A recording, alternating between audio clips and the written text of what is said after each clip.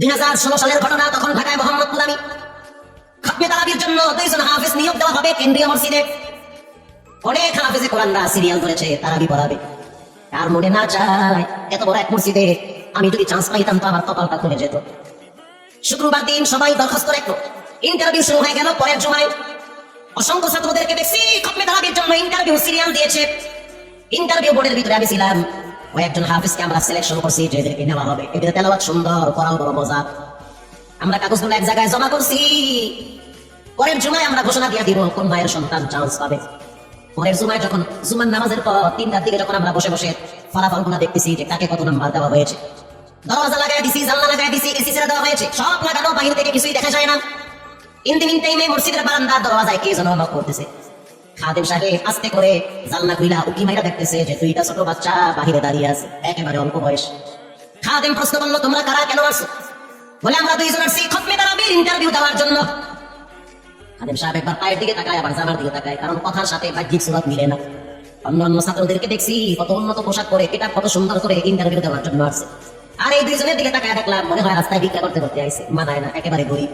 খাদেম বললো, ইন্টারভিউর মেয়াদ শেষ, চলে যাও বাড়িতে, নেওয়া হবে না।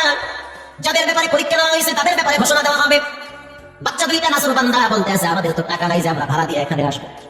বাবাই বড় কষ্ট করে 2-4 টাকা জমা কইরা পকেটে দিয়া পাঠায় দিছে, এজন্য আসতে দেরি হয়েছে।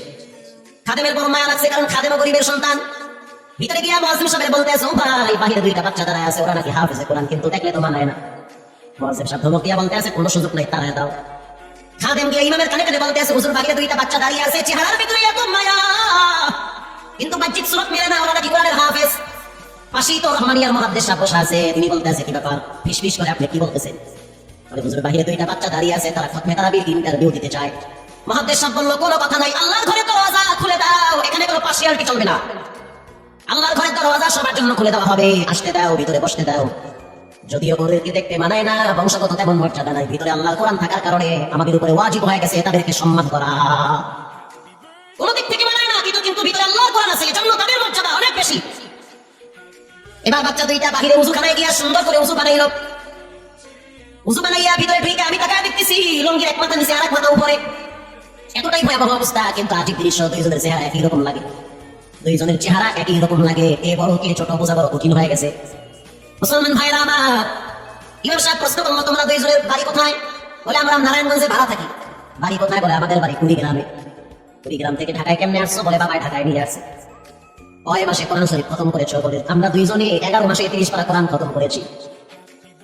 ইমাম সাহেব একবার চেহারার দিকে তাকায়, একবার পায়ের দিকে তাকায়। স্থানীয় গণ্যমান্য অনেক ব্যক্তিরা তাকায় আছে এদের দিকে। ইমাম সাহেব বলতে আছে, বাবা, তারাবির ইন্টারভিউ শেষ হয়ে গেছে, বাড়ি চলে যাও। যেটা একটু দেখতেছো তো, ও চোখের পানি দেখলাম টিস্যু দিয়ে বসতেছে। কেন কাঁদতেছো? বলে, আমরা গরিব, তার জন্য মনে হয় আমাদেরকে তাড়ায় দিতেছে। আমরা জানতাম না ইন্টারভিউ তাড়াতাড়ি শেষ হয়ে যাবে, আসতে দেরি হয়েছে, কারণ আমাদের তো ভাড়া টাকা ছিল না। বাবা কষ্ট করে কিছু টাকা দিয়েছে, সেটা দিয়ে এখানে আসছে। এবার মুহাদ্দিস সাহেব বলতে আছে, তাহলে একটা কাজ করো, তুমি কিছু তেলাওয়াত করে শোনাও। 2 জনেই উত্তর দিল যে, আমরা তেলাওয়াত করলে তো আর নিবেন না, আপনারা প্রশ্ন করেন, আমরা 2 জনে উত্তর দিব।